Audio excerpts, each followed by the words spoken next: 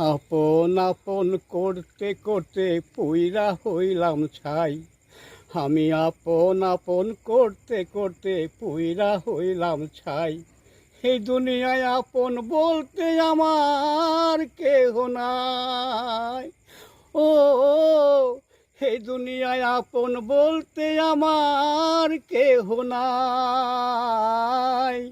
আমি কইতে না পারি, আমি সইতে না পারি, আমি কইতে না পারি, আমি সইতে না পারি। আমি ইমন চাচা, আপনারা আমাকে সবাই চেনেন। বিভিন্ন চ্যানেলে, ইউটিউব চ্যানেলে, টেলিভিশনে আমি কাজ করেছি। যে আমিন শাহ অভিনেতা, সে আমাকে সুযোগ করে দিয়েছিল।